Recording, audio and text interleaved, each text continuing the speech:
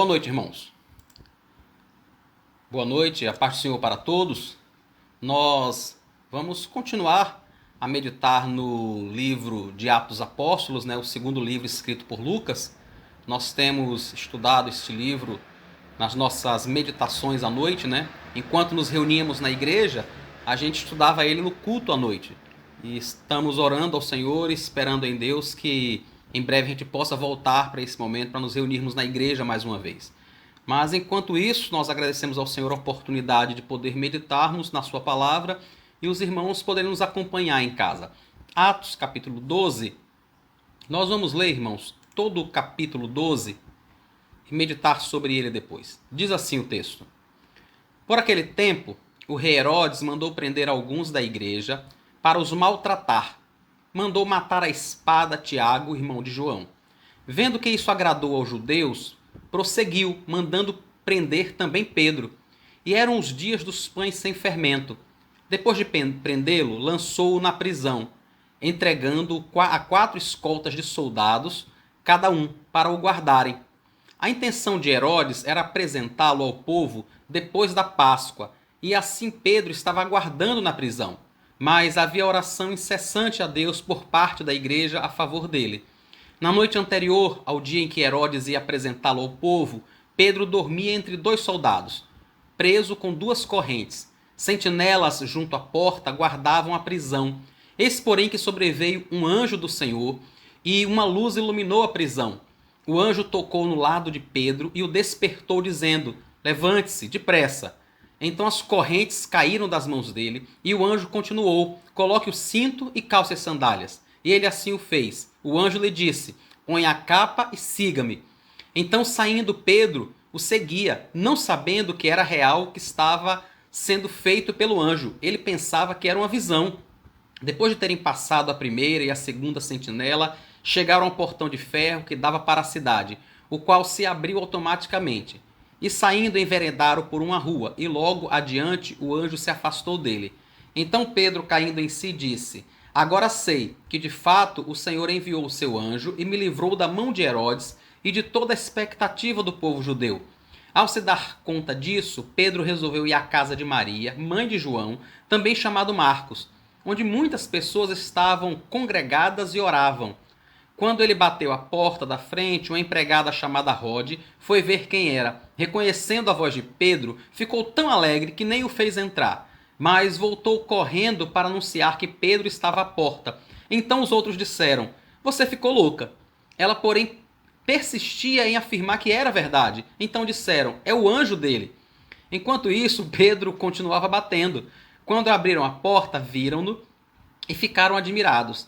Ele, porém, fazendo-lhe sinal com a mão para que se calassem, contou-lhes como o Senhor o tinha tirado da prisão e acrescentou: Anunciem isso a Tiago e aos irmãos. E saindo foi para outro lugar. Quando amanheceu, houve grande alvoroço entre os soldados sobre o que teria acontecido com Pedro.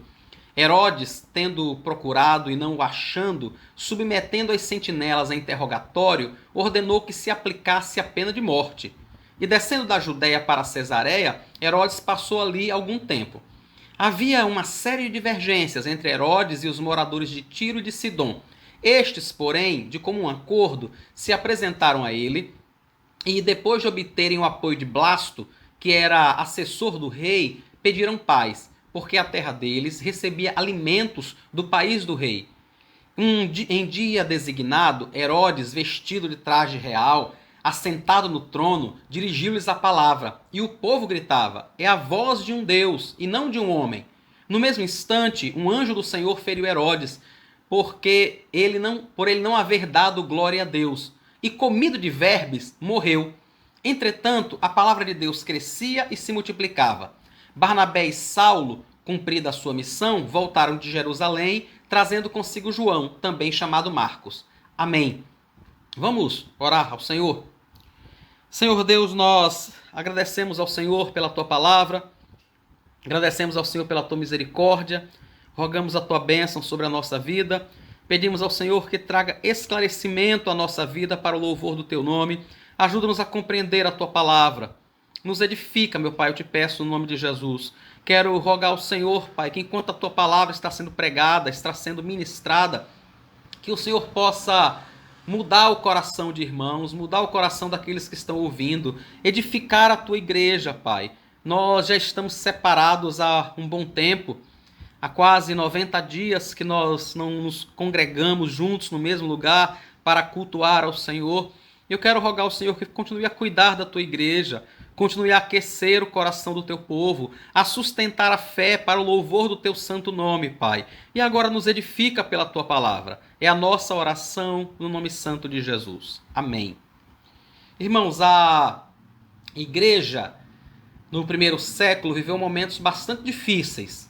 Como nós já temos visto, né? Pedro tinha sido preso já por 2 vezes. Nesse episódio nós vamos ver a 3ª vez em que ele é preso. A igreja tem sofrido muito naquela época, mas o Senhor também operava maravilhosamente. E isso acontecia paralelamente. Os irmãos sofriam, enfrentavam dificuldade, mas o Senhor sempre os socorria e por fim o nome dele era glorificado. É sobre isso que eu quero tratar com os irmãos então agora à noite. O primeiro ponto que eu queria trazer para a gente, irmãos, é que a igreja e os seus membros de forma individual estão sujeitos a duras provações e sofrimentos.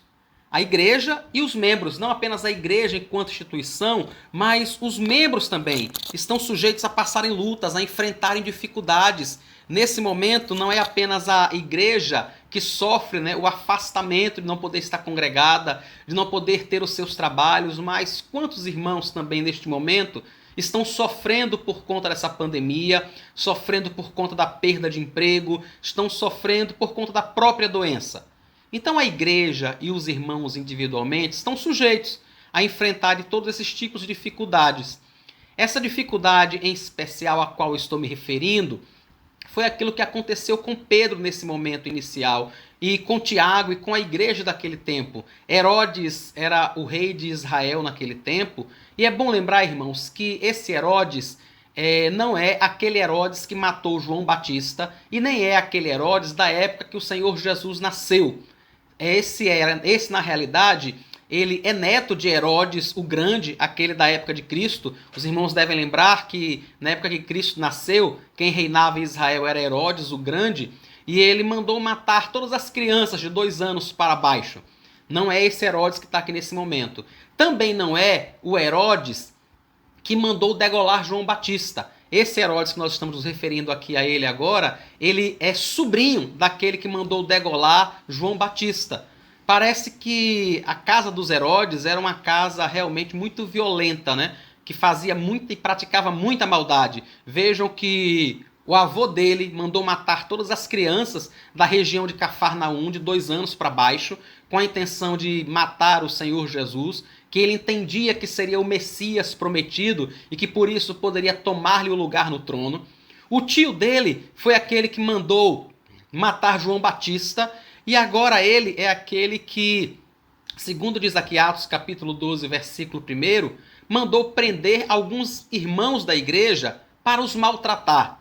Aqueles irmãos não estavam dando trabalho, aqueles irmãos não eram insurgentes, aqueles irmãos não estavam queimando nada, não estavam entrando em lojas pelos Estados Unidos e quebrando e assaltando, não estavam fazendo nada disso. Eles apenas pregavam o evangelho, mas diz o texto que Herodes pega alguns desses irmãos e manda prendê-los para os maltratar. Fez mais do que isso. Ele mandou matar Tiago, irmão do apóstolo João. Esse Tiago, irmãos, era aquele que fazia parte do círculo mais próximo de Jesus. Lembram de Pedro, Tiago e João? Esse era o Tiago. Era o Tiago que estava sempre ali junto com seu irmão João e com o apóstolo Pedro, bem próximos de Cristo.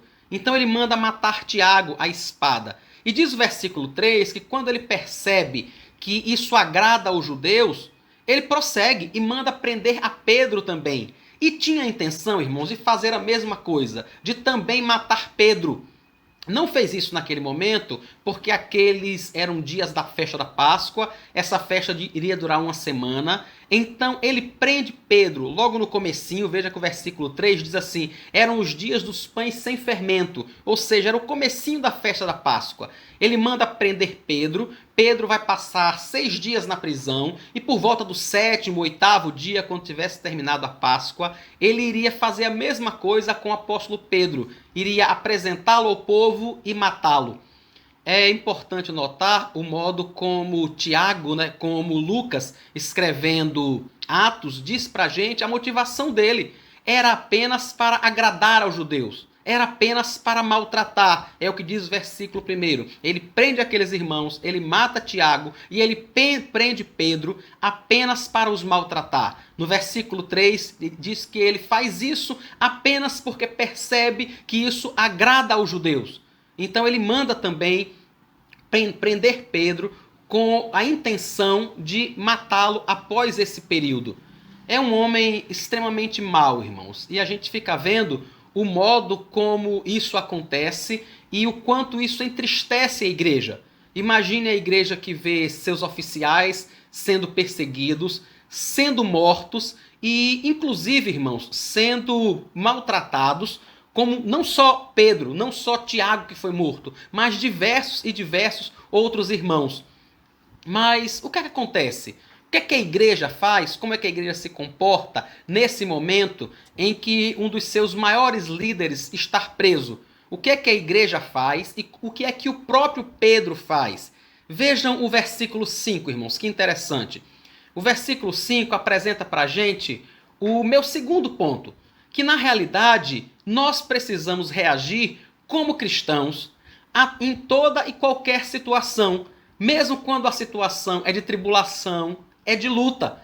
Quando a situação é de injustiça e de perseguição, nós precisamos reagir como cristãos que somos em todos os momentos. Vejam que Atos capítulo 12, versículo 5, diz como Pedro se comportava nesse momento e como a igreja se comportou. Diz assim o versículo: e assim Pedro estava aguardando na prisão, mas havia oração incessante a Deus por parte da igreja a favor dele. Irmãos, Pedro não estava incitando os irmãos a uma revolta, ele não estava contrariado, o texto não diz que ele estava perdendo as noites de sono, muito pelo contrário, quando o anjo vai à cela libertá-lo, ele está dormindo, o anjo precisa despertá-lo, precisa acordá-lo. Pedro está, irmãos, simplesmente aguardando na prisão. Enquanto ele aguarda, o que é que a igreja faz? Ora. E diz o texto que a igreja não apenas ora, mas ela ora incessantemente, irmãos, incessantemente buscando ao Senhor. O que estava acontecendo com Pedro era injusto? Era. Muito injusto. O que estava acontecendo com outros irmãos era algo terrível? Muito, irmãos, muito. De pura maldade. Imagine um governante que manda prender membros da Igreja de Cristo apenas para os maltratar, apenas porque isso agrada aos judeus. Só por isso. E era o que Herodes queria, agradar as pessoas, se sentir aceito, se sentir uma pessoa respeitada. E por isso ele prendia e ele matava. Isso era injusto? Era injusto mesmo. Mas os irmãos não poderiam se comportar de forma injusta, porque eles não são injustos, irmãos. É aí que está o X da questão. Herodes é um injusto. Herodes é alguém que não conhece a Deus. Mas não é o caso de Pedro. Pedro é servo de Cristo. Pedro é um apóstolo. Este não é o caso da igreja. A igreja não é uma igreja ímpia, como o Herodes era. A igreja é a igreja de Deus. Então, os dois lados, irmãos, tanto Pedro que estava preso, quanto a igreja que estava sentindo a falta do seu líder, eles simplesmente oram. Pedro para na prisão e aguarda o que poderá acontecer, o modo como Deus vai conduzir isso. E ele apenas ora ao Senhor. A igreja continua orando ao Senhor e fazendo isso de forma incessante. Eu queria, inclusive, aproveitar essa oportunidade para lembrar a você e a mim que nós passamos injustiças nesse mundo, irmãos. Todos nós enfrentamos algum tipo de injustiça, porque nós vivemos em um mundo que jaz no maligno. Nós vivemos em um mundo que foi completamente afetado pelo pecado. Então, é impossível que nós não soframos algum tipo de injustiça. Como também é impossível que nós não infringamos algum tipo de injustiça às pessoas. Porque algumas vezes nós temos a impressão de que nós apenas sofremos a injustiça, mas não atentamos para o fato de que algumas vezes somos nós quem perpetramos, somos nós quem executamos a injustiça sobre outras pessoas. Quando isso acontece conosco, irmãos, quando somos injustiçados, precisamos nos comportar como o apóstolo Pedro se comportou. O texto diz que ele apenas aguardava. Você pode dizer assim, mas o que é mais que ele poderia fazer? Muito mais. Ele poderia estar incitando um motim. Ele poderia estar conclamando a igreja, que já tinha um número muito grande de pessoas. A igreja não eram aqueles 120 irmãos no dia de Pentecostes apenas, como nós temos visto agora no livro de Atos. A igreja logo passa para 3.000, depois para 5.000 pessoas. E posteriormente, Lucas já nem conta. Apenas diz que os convertidos eram uma multidão. Então a igreja, irmãos, era muito grande já em Jerusalém naquela época, na Judéia, contando com milhares e milhares de pessoas. Mas o que esses irmãos fazem é orar ao Senhor. Que eu e você aprendamos isso.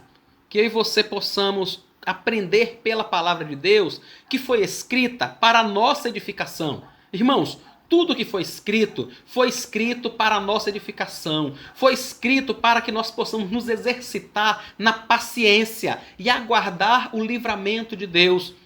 Há alguns momentos que nós podemos fazer alguma coisa mesmo contra a injustiça. Mas mesmo quando isso estiver ao nosso alcance, eu preciso lembrar que eu e você temos que fazer isso de forma justa. Temos que fazer isso de forma legal. As pessoas que praticam injustiça contra nós, elas vão dar conta a Deus pela injustiça que elas praticam. Mas se eu e você respondermos de forma injusta também, somos nós quem vamos dar conta a Deus pela injustiça que nós praticarmos.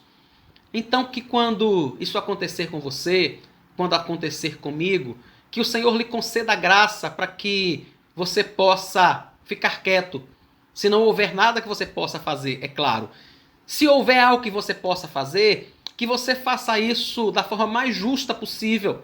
Porque você conhece a Cristo, você conhece a Deus. E que fazendo ou não alguma coisa, existindo uma alternativa legal e justa ou não, não esqueçamos de orar. Isso a gente pode fazer, precisa fazer e deve fazer, irmãos. Como a igreja fez, de forma incessante. De forma incessante, aquela igreja estava orando ao Senhor enquanto Pedro estava preso. Nesse terceiro ponto, eu quero mostrar aos irmãos o modo como Deus sempre faz o melhor para nós. O Senhor vai sempre agir, irmãos, em nosso benefício, em benefício da sua igreja, pela edificação do seu povo e para a glória do seu nome. É assim que o Senhor vai agir. Vejam que a partir do versículo 6, conta o modo como Deus responde à oração da igreja, como Deus atende à oração dos irmãos.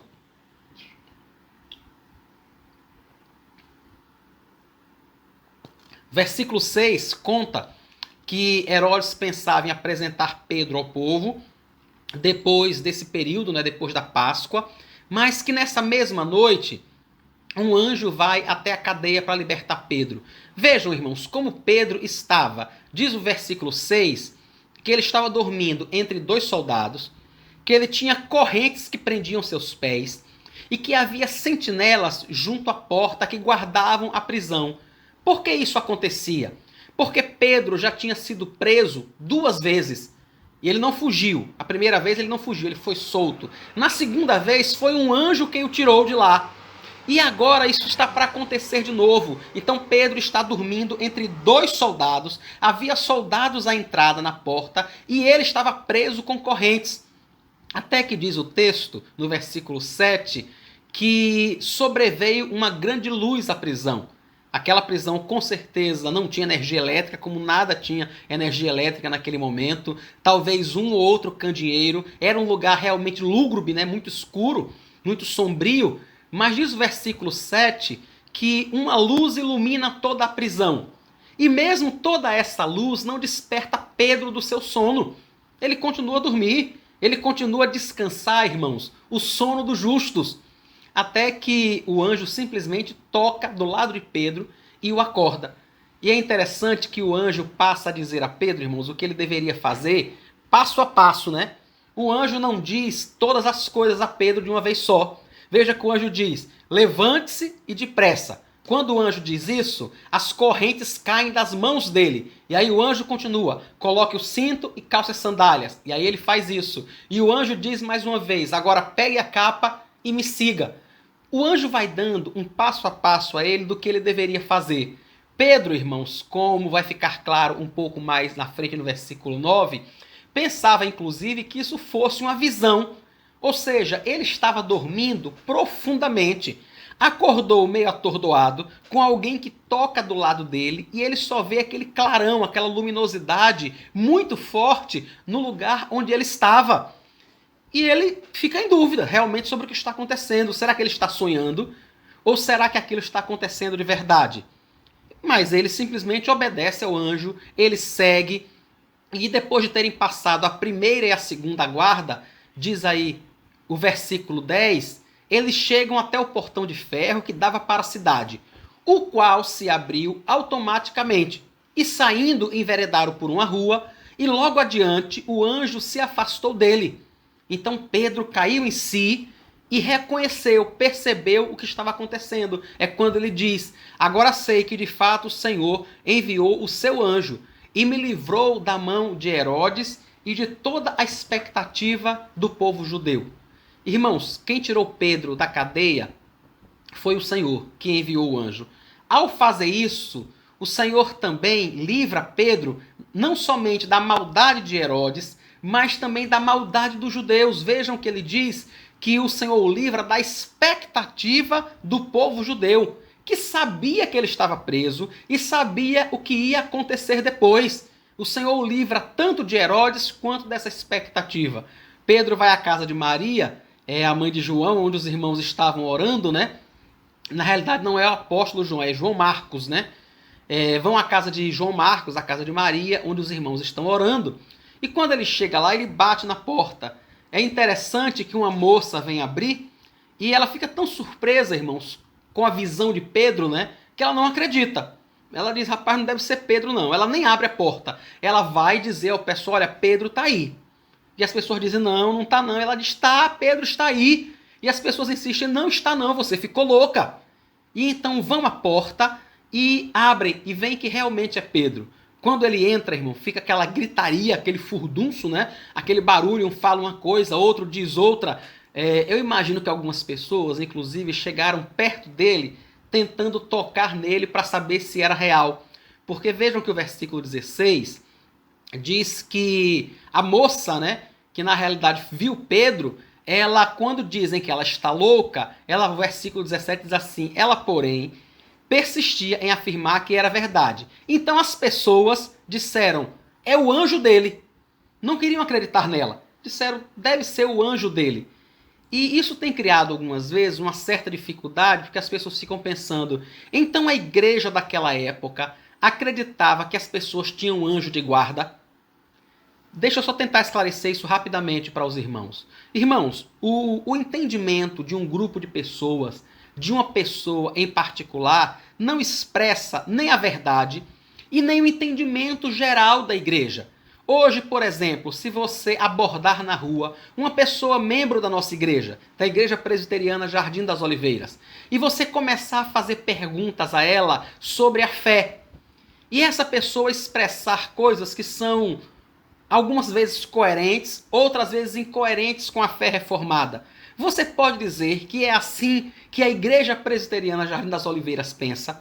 Você pode dizer que é assim que a Igreja Presbiteriana do Brasil pensa? Ou que os irmãos das igrejas reformadas pensam dessa forma? Não, nós não podemos dizer isso, porque a opinião de uma pessoa especificamente não quer dizer que seja a opinião de todo o grupo. Mas alguém naquela hora diz, deve ser o anjo dele. Hoje eu e você sabemos que não existe anjo da guarda. Não existe, irmãos.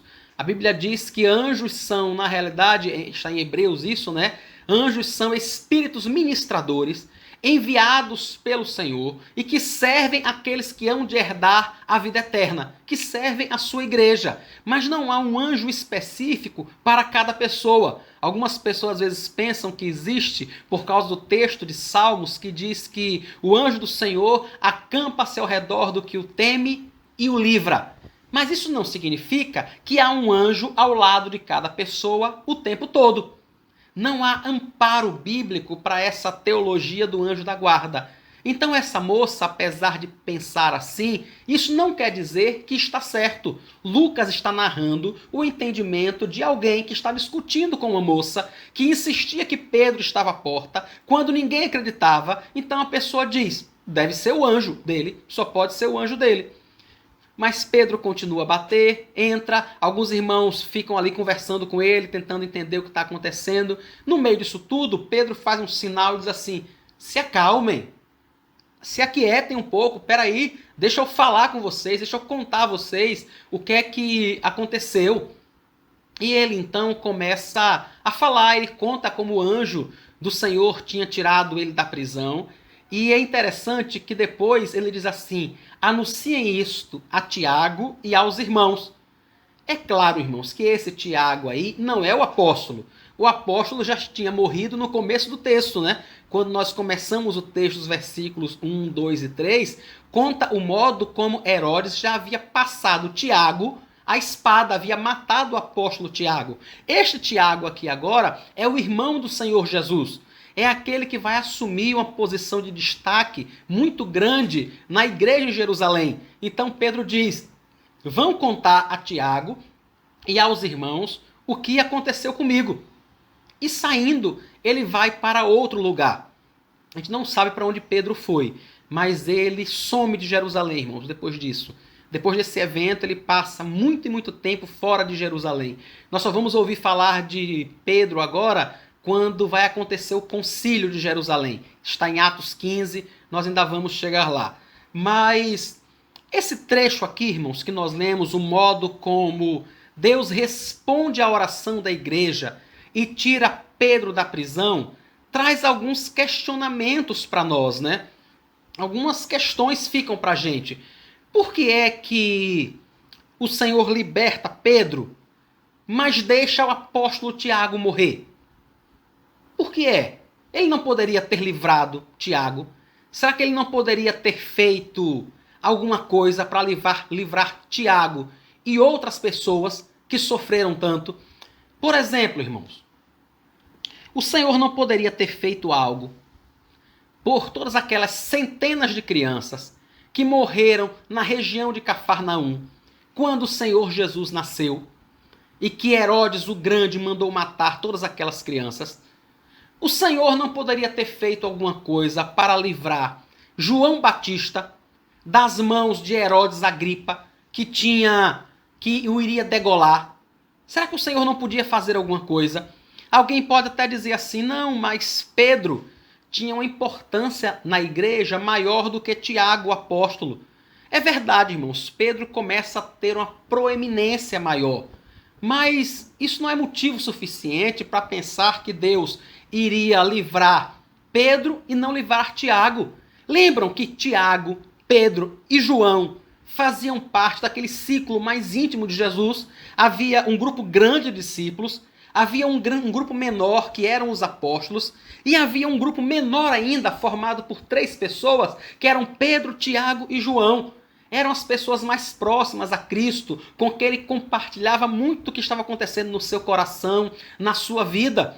Não havia esse tipo de preferência, irmãos. Mas nós vemos que o Senhor permitiu que as crianças fossem mortas, que João Batista fosse morto, que Tiago, o apóstolo, fosse morto. Mas o Senhor Jesus curou Enéas. Está no capítulo 9 de Atos. Lembram que Pedro chega a uma cidade e tinha um homem que estava paralítico na cama havia 8 anos. E o Senhor permite, por seu poder, que Pedro ore por ele. Pedro fala com ele. Pedro apenas diz assim: Enéas, Jesus Cristo te dá saúde. E ele levanta da cama. Então o Senhor permite que Enéas seja curado. Nessa mesma viagem que Pedro faz, ele vai até a cidade de Jope e lá ele ressuscita uma irmã chamada Dorcas, que era uma bênção para a igreja, que era uma bênção para o povo daquela cidade. Aquela moça, aquela irmã, fazia muitas roupas, ela dava às pessoas que precisavam e tinha morrido. Os irmãos vão em busca de Pedro, Pedro ora e Dorcas ressuscita. Irmãos, por que é que Deus permite que crianças morram, que João Batista seja degolado, que o apóstolo Tiago seja morto, mas cura um paralítico há 8 anos, ressuscita Dorcas e tira Pedro da prisão? Por que é que o Senhor faz isso? Para o nosso bem, para o louvor e para a glória do seu santo nome. Irmãos, eu e você não temos condições nem capacidade de conhecer o plano geral e o propósito do Senhor. Nós não temos condições de conhecer isso. Isaías, capítulo 55, nos versículos 8 e 9, diz para a gente aquilo que é o nosso lugar com relação a entender os propósitos de Deus. Isaías 55, 8 e 9 diz assim: porque os meus pensamentos não são os pensamentos de vocês, e os caminhos de vocês não são os meus caminhos, diz o Senhor. Porque assim como o céu são mais altos do que a terra, assim os meus caminhos são mais altos do que os seus caminhos. E os meus pensamentos são mais altos do que os pensamentos de vocês. Eu sei, irmãos, pela palavra de Deus, por tudo aquilo que está na Escritura, que tudo aquilo que Deus faz, Ele faz para o nosso bem. Ele faz para o seu louvor. Ele faz para a sua glória. Isso eu tenho certeza. Mas nem eu, nem você e nem nenhum mortal vai ter condições de entender como isso vai glorificar a Deus, como isso vai beneficiar alguém. A gente não tem condições de entender o todo. Em alguns momentos, Deus nos permite vislumbrar um pouco do resultado para que nós possamos ter a fé mais sustentada nele. Isso acontece com Jó. Jó passa todo o livro, irmãos, se sentindo injustiçado por Deus. Até que no final, o Senhor mostra a ele que em nenhum momento ele estava sendo injustiçado. Pelo contrário, todas as aflições que Jó passou apenas o aproximaram mais de Deus. Tanto que no final do seu livro, Jó diz assim: eu me repreendo, eu me abomino no pó e na cinza, por tudo que eu disse, pelo modo como eu me irei contra o Senhor, pelo modo como eu achei que Deus estava me tratando com injustiça. Eu me abomino por ter pensado algo tão terrível, porque agora nesse momento, eu o vejo. Antes eu só tinha ouvido falar nele, mas agora, depois de tudo que eu passei, os meus olhos o veem. Textos como esse, irmãos, registrados no final do livro de Jó, servem para mostrar a gente que há um propósito grandioso. Jó sofreu muito, muito mesmo, mas enquanto ele sofria, a sua alma era purificada, era santificada, ele se aproximava mais de Deus, ele começou a ter uma visão muito mais apropriada, mais profunda, mais clara sobre o próprio Deus. Isso é o que nós sabemos, porque o Senhor nos permitiu, mas inúmeras vezes nós não conseguimos saber. Inúmeras vezes, irmãos, a gente não sabe por que é que um irmão perde o emprego, por que é que uma criança desenvolve câncer, por que é que uma pessoa fica paraplégica numa cama por tantos anos. Nós não conseguimos entender isso. Mas eu e você somos desafiados, irmãos, pelo próprio Senhor, a entender que bem-aventurados são aqueles que não viram, mas creram. Ou seja, o cristianismo é uma religião de fé. Eu e você somos chamados a crer naquilo que a nossa mente não pode compreender ainda. Na realidade, não é que não haja uma explicação, não é que não haja uma justificativa. Como Deus demonstrou lá em Jó. O negócio é que nós não conseguimos compreender neste momento. Então eu e você somos chamados a confiar em Cristo, a descansar na fé, a imaginar que o Senhor está cuidando de nós, mesmo no meio de todas essas tribulações. O apóstolo Paulo, quando escreve Romanos, capítulo 8, versículos 28 e 29, ele diz assim: Sabemos que todas as coisas cooperam para o bem daqueles que amam a Deus, daqueles que são chamados segundo o seu propósito. Pois aquele que Deus de antemão conheceu, ele também predestinou para serem conformes à imagem de seu Filho, a fim de que ele seja o primogênito entre muitos irmãos. Aquilo que Deus faz é para conformar a mim e a você a imagem de seu Filho. Aquilo que estava acontecendo com a igreja naquele momento estava servindo aos propósitos de Deus. E deixa eu lembrar uma outra coisa aos irmãos, que eu sei que certamente vocês sabem, eu vou apenas lembrar vocês. Vocês acham que João Batista preferiria continuar no mundo, continuar vivendo na Jerusalém que ele vivia, na época que ele vivia, ou estar com o Senhor, a quem ele serviu a vida toda? O apóstolo Tiago, que tinha feito parte deste grupo mais próximo de Cristo, você acha que ele preferiria estar ajudando a igreja em Jerusalém, o que certamente ele tinha muito prazer, ou ele preferiria estar com o seu Senhor, com quem ele andou a vida toda enquanto esteve aqui, a quem ele viu ser crucificado? Um dia, irmãos, eu e você vamos ter a oportunidade de conversar com João Batista. Vamos ter a oportunidade de conversar com Tiago. Nós vamos ter essa oportunidade. Preciso, inclusive, dizer, oportunidade que a nossa irmã Arabella já tem. Glória a Deus por isso. Louvado seja o Senhor por isso. Enquanto nós aqui sentimos a falta da nossa querida e amada Arabella, né? É um momento de dor pra gente, é um momento de tristeza muito grande. A gente queria muito que a Arabella estivesse aqui, queria mesmo, né, irmãos, que ela estivesse participando com a gente, com toda a sua alegria, que contagiava qualquer um de nós, né? Queríamos muito, gostaríamos muito. Mas seja sincero, irmãos. Vocês acham que, por mais que a Arabella gostasse de nós, vocês acham que ela preferiria o quê? Estar aqui, se tratando para um câncer, enfrentando a falcemia que a acompanhou a vida toda, ou ela preferiria estar aos pés de Cristo, no céu, sem pecado, sem doença, sem enfermidade? É um tempo de tristeza para a gente mesmo, como era para a igreja em Jerusalém. A igreja em Jerusalém perdeu Tiago, um apóstolo amado, e estava angustiada com a possibilidade de perder Pedro. Era um momento de tristeza para aquela igreja, como é um momento de tristeza para a nossa igreja.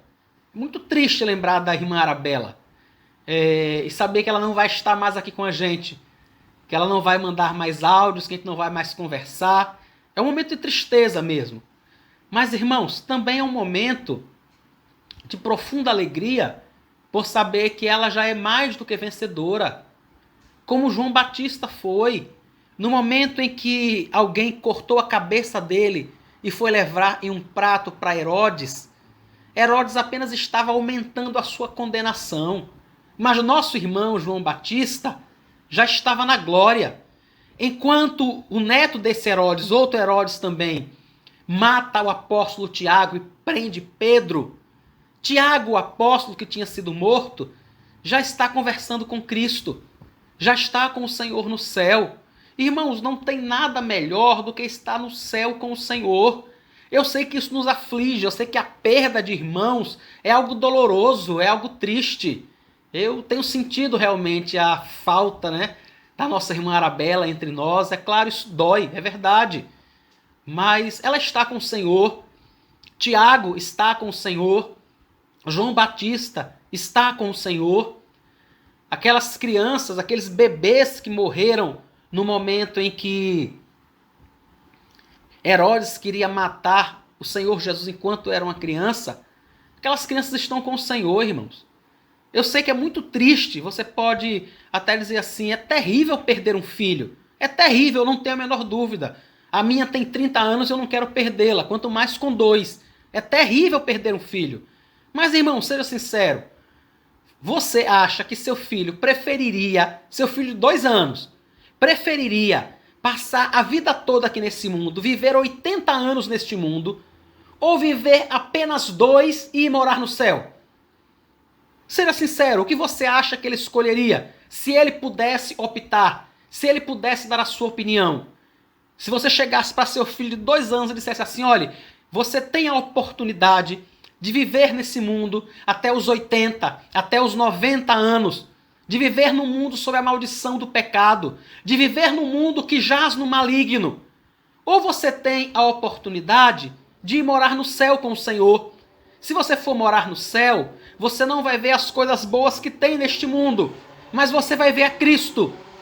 Irmãos, qualquer criança que pudesse escolheria estar com o Senhor. Qualquer um de nós escolheria estar com o Senhor. Então é triste. Foi triste a perda do apóstolo Tiago. Seria triste a perda do apóstolo Pedro se ele tivesse morrido. Mas isso serviria para a edificação da igreja. Isso serviria para o louvor do nome do Senhor. A igreja, irmãos, do primeiro século cresceu muito sob perseguição. A perseguição empurrava a igreja para frente o tempo todo. O Senhor sabe como conduzir, irmãos, o sofrimento e a tristeza, de modo que a nossa alma seja edificada, de modo que nós nos aproximemos mais do Senhor e que o nome dele seja honrado.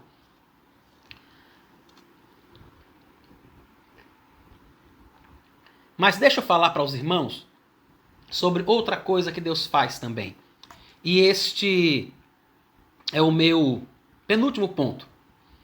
Quando Deus, irmãos, está cuidando de sua igreja e homens ímpios estão perseguindo a sua igreja, estão causando injustiça, isso não fica em vão.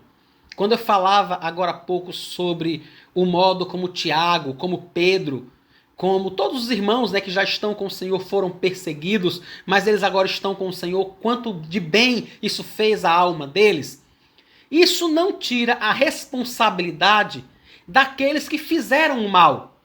E a Bíblia diz, irmãos, que essas pessoas vão pagar pelo mal que fizeram, porque Deus é um juiz justo.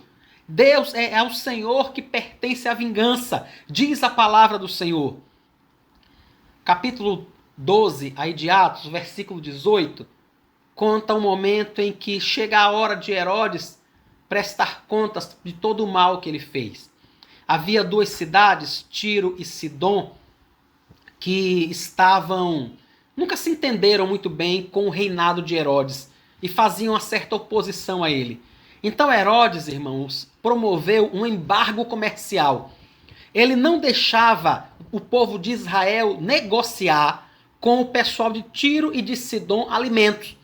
Então Tiro e Sidom estavam enfrentando muitas dificuldades por conta desse embargo comercial. O que eles fazem? Eles procuram alguém próximo a Herodes, diz aí que era um assessor direto dele, chamado Blasto, e conseguem uma audiência com Herodes. Na realidade, fazem um trato com ele para que pudesse haver paz. Eles dizem, olha, nós vamos nos submeter a você, mas volte a vender alimento para nós, acabe com esse embargo comercial. E eles acertam de fazer isso. No momento em que eles estão lá, essas pessoas, de algum modo, irmãos, começam a adorar a Herodes. Diz a tradição que Herodes usava uma roupa, irmãos, que era tecida com fio de prata. E que quando ele aparecia em determinados locais, onde havia incidência da luz solar sobre ele, essa roupa brilhava muito. Você vai encontrar isso em diversos comentários sobre o livro de Atos. A roupa dele brilhava muito, causava um brilho mesmo, que ofuscava até quem estava perto. E aquelas pessoas de Tiro e de Sidom que estavam querendo fazer a paz, que sabiam o quanto Herodes gostava de ser bajulado, até porque ele estava prendendo irmãos apenas porque o povo judeu gostava. Ele matou Tiago, viu que o povo gostou, queria matar Pedro. Então eles sabiam o quanto Herodes gostava de ser bajulado. Quando Herodes começa a falar, aquelas pessoas começam a gritar. É a voz de um Deus e não de um homem. É a voz de um Deus. Naquele momento, aquelas pessoas estavam dizendo, olha Herodes, nós entendemos que você não é uma pessoa mortal. Nós entendemos que você não é como nós. Você é diferente de nós. Você é como uma divindade. Você é uma pessoa superior, você é um ser superior. E imagina, irmãos, o quanto isso infla o ego, né, de Herodes. Mas diz o versículo 23 que no mesmo instante um anjo do Senhor feriu Herodes, por ele não haver dado glória a Deus. E comido de vermes, morreu. Irmãos, Herodes estava recebendo um tipo de adoração que nenhum homem deveria prestar a um outro homem, mas somente a Deus. Havia homens ímpios que estavam prestando adoração a um homem. E havia um homem ímpio também que estava recebendo esta adoração de forma gratuita, satisfatória, se regozijando, gostando do que estava acontecendo, pensando que podia ocupar o lugar de Deus. E o Senhor entende que é a hora de fazer justiça, de mostrar não apenas a Herodes, mas a todas as pessoas que estavam ali adorando a ele, que ele não era um Deus. É naquele momento, irmãos, que um anjo do Senhor ataca Herodes. Não dá, irmãos, para a gente tentar descrever exatamente o que aconteceu. O texto diz que um anjo fere. E diz o mesmo texto, diz que ele morreu comido de vermes.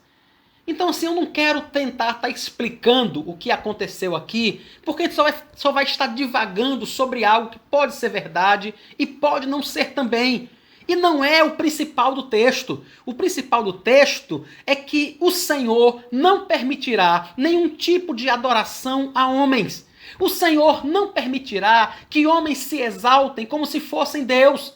Esse é o cerne da questão. Não exatamente como é que o anjo colocou vermes, ou se os vermes vieram depois, quando ele já tinha morrido. A discussão não é essa. O que o texto quer mostrar para a gente é que havia pessoas que estavam colocando a sua fé em um homem, e inclusive achando que esse homem era uma divindade.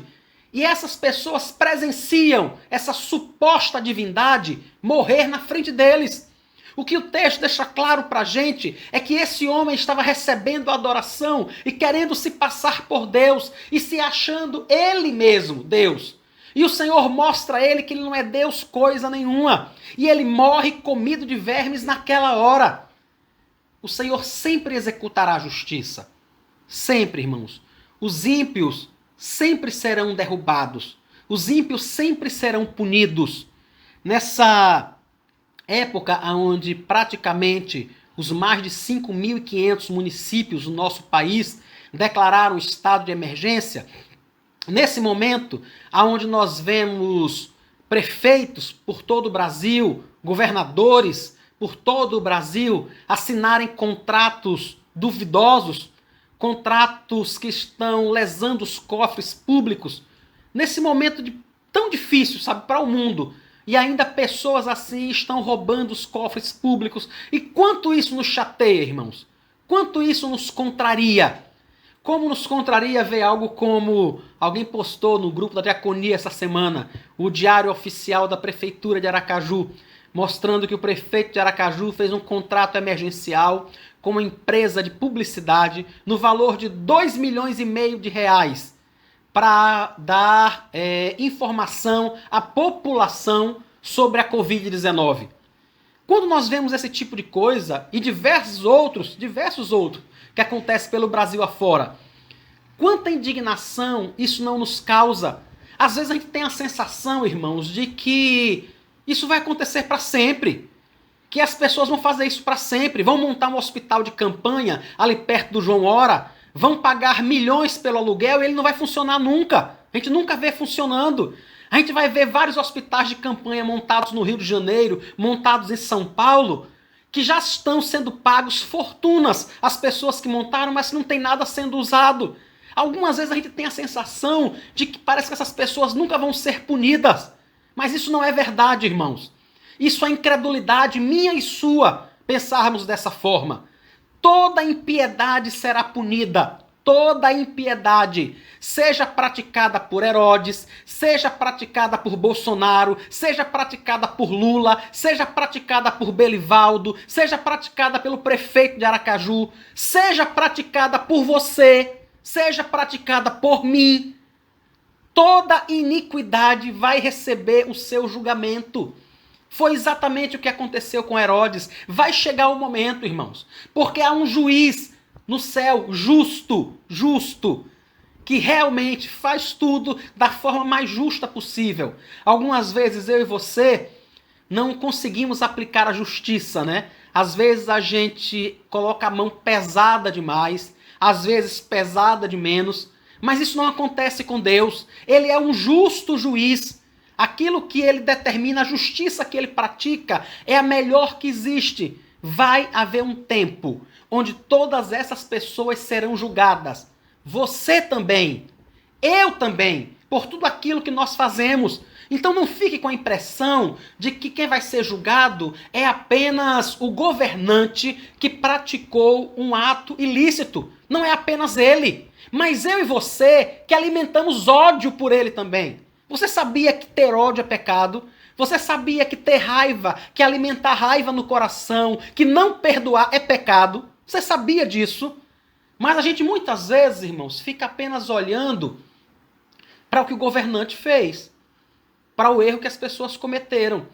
E não olha para o nosso próprio coração. E não lembra daquilo que o Espírito Santo nos diz em Tiago. A ira do homem nunca opera a justiça de Deus. A nossa ira, irmãos, não opera a justiça de Deus. Todos serão punidos. Chegou o dia de Herodes. Vai chegar o dia de cada um daqueles prefeitos que Brasil afora tem fraudado contratos. Vai chegar o dia de cada governador, de cada presidente, de cada parlamentar, de cada pastor, de cada membro de igreja. Vai chegar o dia. Não se preocupe. Tudo vai vir às claras, porque há um Deus no céu, justo, que se assenta sobre um trono de justiça por toda a eternidade. Haverá esse dia.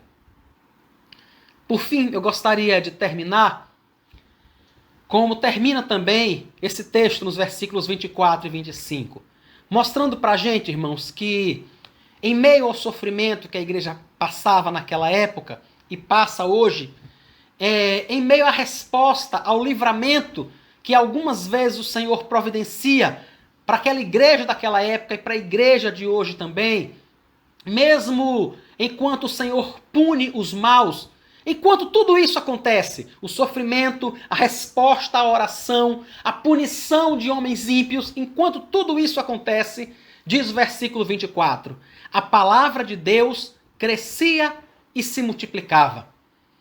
É assim que eu queria que você terminasse esse domingo, terminasse esse dia do Senhor. Lembrando que o Senhor está conduzindo todas as coisas para que o reino dele seja implantado, para que o nome dele seja glorificado em toda a terra. Eu queria ler para você Mateus capítulo 13, onde o Senhor conta duas parábolas ínfimas, talvez as menores que tem na Bíblia, mas que trazem uma grande verdade para nós. Mateus capítulo 13, a partir do versículo 31, a gente vai ler até o 33. Diz assim: Jesus lhes propôs outra parábola dizendo: o reino dos céus é semelhante a um grão de mostarda que um homem pegou e plantou no seu campo. Esse grão é, na verdade, a menor de todas as sementes, mas quando cresce, é a maior de todas as hortaliças e chega a ser uma árvore, de modo que as aves do céu vêm se aninhar nos seus ramos. Jesus lhes contou ainda outra parábola. O reino dos céus é semelhante ao fermento que uma mulher pegou e misturou em 3 medidas de farinha, até que tudo ficou levedado. É isso que acontece com o reino de Deus. Ele vai sempre crescendo, irmãos. Enquanto João Batista morre, o reino de Deus está crescendo. Enquanto o apóstolo Tiago morre, o reino de Deus continua crescendo. Enquanto Pedro é liberto da prisão, o reino de Deus continua crescendo. Enquanto a pandemia assola o mundo, o reino de Deus continua crescendo. Por todo o tempo, o reino do Senhor continua crescendo, porque o reino dele é eterno. O reino dele não tem fim. A marcha do reino do Senhor não poderá ser detida, nunca. O livro de Daniel nos fala sobre aquela pedra grande, aquele sonho que o Senhor deu a Nabucodonosor, né? Aquela pedra imensa que vem e esmigalha todos os reinos da terra e por fim ocupa todo o espaço. É isto que está acontecendo com o reino de Deus. Ele está crescendo, irmãos, ele está avançando. Mesmo enquanto alguns de nós morremos com Covid, alguns de nós morremos atropelados, alguns de nós passamos aflições, alguns de nós perdemos o emprego, alguns outros de nós ganham muitos empregos, alguns ficam ricos, alguns ficam pobres. E quando tudo isso acontece, o reino marcha. O reino continua a crescer, nada pode parar o reino de Deus. Que eu e você nos alegremos com esta verdade. Foi para isso que Cristo morreu na cruz. O sangue do Senhor derramado na cruz do Calvário é o que sustenta, é o que dá força a esse reino, é o que alimenta o seu povo. Pode matar um, irmãos, vão surgir 3, vão surgir 4. A história do Evangelho na China, irmãos, demonstra muito isso. A China hoje tem-se uma expectativa que a China hoje tem quase 100 milhões de cristãos. Quase 100 milhões. Há alguns anos atrás, irmãos, era impossível pensar isso sobre a China. A China já perseguiu muito a igreja. Ainda hoje persegue. O Partido Comunista Chinês até hoje ainda persegue muito a igreja. Encarcera irmãos. Mas por mais que façam, a igreja continua a crescer. A igreja continua a explodir naquele país, irmãos. Porque é o Senhor quem a sustenta. Eu estava vendo o relato pequeno, né, de um pastor chinês, está no site do Portas Abertas. Ele falando como eles têm se sentido em meio à perseguição e é o que acontece na China. Não tem o nome de verdade do pastor, né? Apenas colocaram ele como Xi, um pseudônimo. Mas diz assim, é a fala dele. Nós não estamos com medo, mas precisamos aprender a ouvir cuidadosamente os impulsos do Espírito. Ele está nisso conosco. Nós apenas precisamos obedecer à sua voz e acreditar que ele sabe e vê a situação toda. Quando nós o seguimos, realmente não há o que temer. Não há o que temer, irmãos. A igreja não precisa temer nada. Não precisa temer a morte, não precisa temer a perseguição, não precisa temer a fome. Não há nada que possa parar a marcha da igreja. Então descanse o seu coração. Eu não estou dizendo a você que você não vai passar tribulação. Eu não estou dizendo a você que você não pode perder um parente por causa da Covid, que você não pode ficar doente. Não estou dizendo isso. O que eu estou dizendo é que ainda que qualquer coisa dessa aconteça, estar com o Senhor é a melhor coisa que pode acontecer a qualquer pessoa, irmãos. A qualquer pessoa. A melhor coisa que pode lhe acontecer é estar com o Senhor. E nada vai parar a igreja. Descanse o seu coração nessa verdade. Algumas pessoas têm ficado receosas de com o fechamento dos templos, né, nesse período de pandemia, de isolamento social. Algumas pessoas ficam receosas de que talvez o Estado torne isso permanente, de que talvez o Estado brasileiro se insurja contra a igreja ou coisa parecida. Não sei, irmão, se isso vai acontecer. Acho pouco provável, mas não sei se isso vai acontecer. Eu só sei de uma coisa.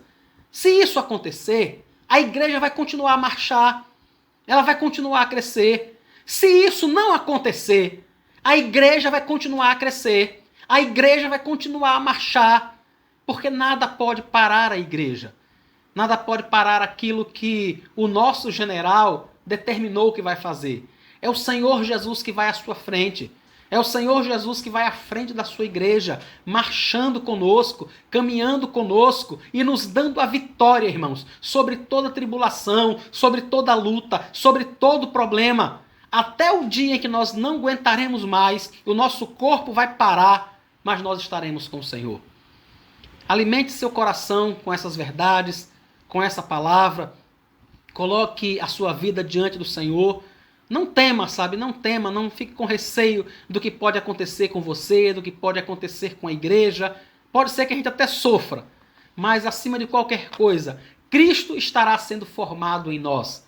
O nome do Senhor será glorificado e a igreja continuará a crescer. O reino dos céus continuará a se expandir para a glória e louvor do nome do Senhor. Amém. Que o Senhor te abençoe. Vamos orar ao Senhor e agradecer por sua palavra. Senhor Jesus, nós somos muito gratos pela tua palavra.